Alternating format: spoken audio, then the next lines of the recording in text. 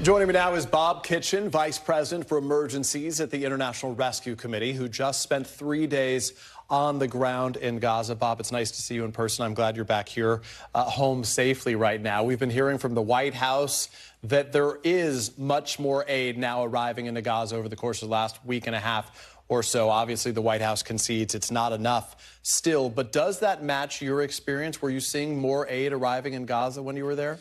I saw some more aid come in. It seems that the Israelis have switched on the system a little more to let aid in.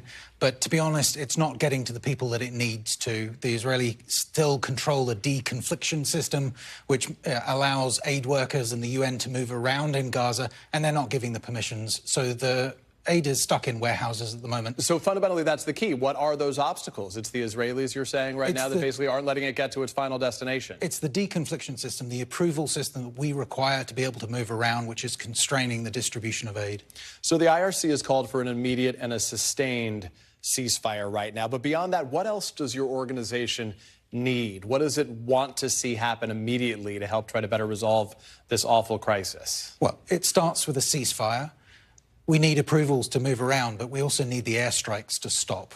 The drones flying above my head for the 3 days that I was there, I've never experienced before. It's terrifying, that constant buzzing noise. That has to stop. People need to stop being killed and injured. We then have to have the freedom of movement that we require, and by law we should enjoy, to distribute aid. You were saying before that there's been an increase. It needs to be a tenfold increase to catch up with the needs that we see. Close to 1 million people on the brink of famine. It's going to take a sustained, huge uplift in aid just to catch up. And to be clear, the concern is not exclusively the risk of famine. It's also the risk of disease, given the circumstances, the conditions under which people are living in right now. Obviously, medical supplies are as dire in terms of their need as is the food and other humanitarian aid there. I mean, it's an explosive situation in so many different ways. People don't actually die of hunger when they die through famine. They die of dehydration, lack of care, closing down, and the piles of trash that are mounting in the streets because they're not being collected, the overflowing sewage. I have this image of 2 little girls playing in a river of human sewage in my mind. That is what gives people cholera. That's what people die of when they're so hungry. So we require the ability to collect trash, to solve the sewer, to safely operate on the many people who are being injured, to get into the primary health care. Everything is needed, and it starts with the fighting stopping. We were talking before you walked into the studio. I've been to Gaza more than a decade ago. Obviously, the circumstances then, though tough, were not anything like we're witnessing right now. Beyond that scene you described of those 2 young girls playing in that river of waste, what images, what stuck with you? What still sort of haunts you, or what images do you want folks to recognize that you witnessed? Well, I think the thing that has stuck with me, I went in expecting security, the ever-present risk, to be the determining factor of my trip. What it actually was, with people coming to tell me, trying to explain what was happening, the violence that they'd seen, the displacement that they'd seen, because they think the outside world doesn't know.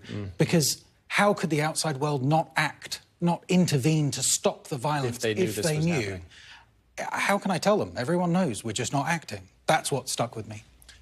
That's dramatic. I can only imagine the experience you had. How do you and how does your organization reach those without a permanent home right now? The system, as you note, is not in place. There isn't the drop-off, the delivery points. How does that work?